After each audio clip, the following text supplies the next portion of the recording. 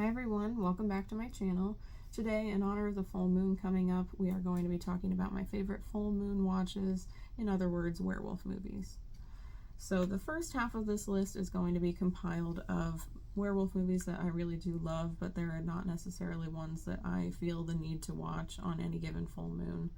And then the back half of this list is going to be comprised of the ones that are required viewing for me if I have the time on any given full moon.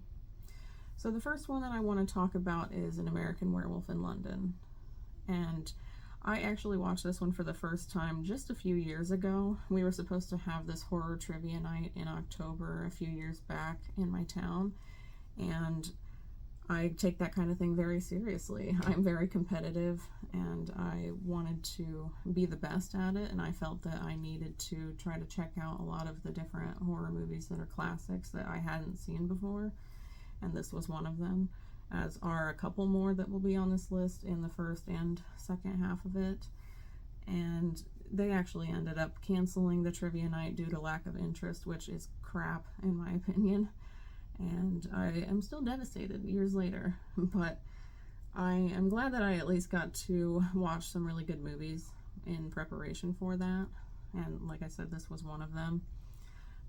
This one is very legendary for its special effects. It is quite a feat in practical effects, and I understand why so many love this one. And I did have a really good time with it. I especially liked the setting when they are in the country still. I think that that part of the movie is very eerie, and I enjoyed it. I also really loved the version of Blue Moon that they use at the end of this movie, and that's what my eyeshadow is representing today, Blue Moon.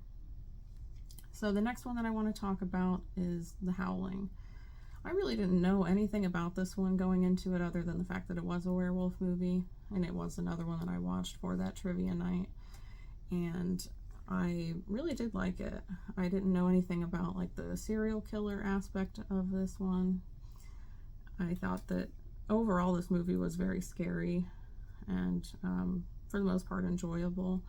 I did think it was odd that it was a fairly sexual movie. I just kind of associate that more with vampire films than I do on werewolf ones. But like I said, overall, I did really enjoy this one, and I would give it a rewatch at some point. And the last one that I have for this portion of the video is Cursed. And this one is obviously nowhere near as good a quality as the first two that I've talked about, but I do have a lot of nostalgia for this one. It is one that I watched when I was younger, and I had a lot of fun with it, and that's all I need it to be.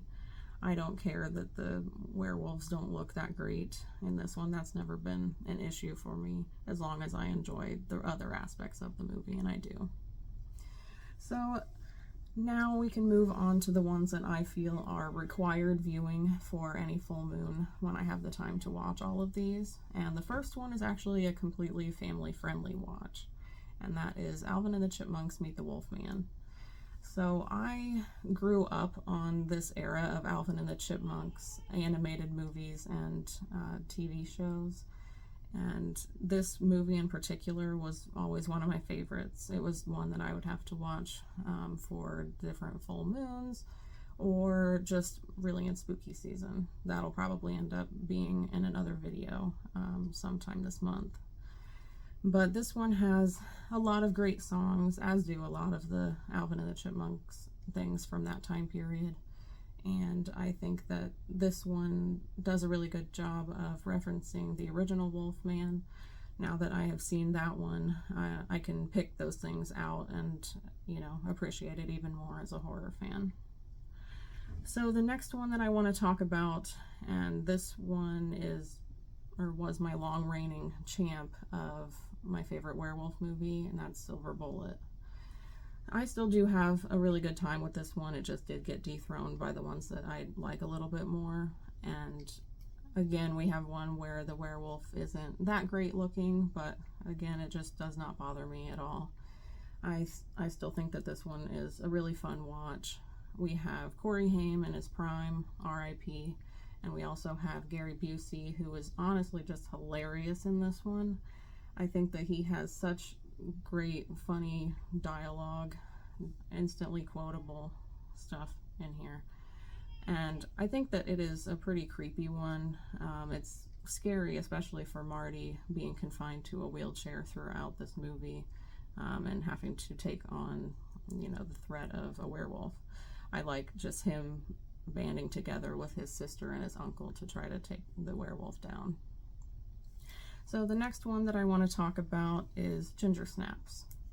I used to do horror challenges on Instagram on my personal account years ago. I haven't done one in ages, but one of the things that would come up in those was ginger snaps, and it took a while of me seeing those challenges with that on there for me to finally give this movie a chance. And honestly, I was kind of kicking myself for not having watched it sooner. And I don't really think that the werewolf in this looks overly great either, but it just does not affect the movie at all for me. I think that it is pretty dark and creepy in vibes, and I love it all the more for that. I really love both of our leads in this, with Ginger and Bridget. And as a Supernatural fan, I love that they're both in this, since they are both in that show. And I love it even more that Bridget is also Beverly Marsh from the It miniseries. And this one is just an absolute necessity for me to watch when I'm celebrating the full moon. So the final one, and my absolute favorite werewolf movie overall, is the original The Wolfman. So I had never seen any of the Universal monster movies prior to that trivia night that I was talking about. And when I watched The Wolfman in preparation for that, I was blown away by how much I loved it. And it was just my favorite Universal monster movie as well. I thought that Lon Chaney Jr. did such a fantastic job in that one.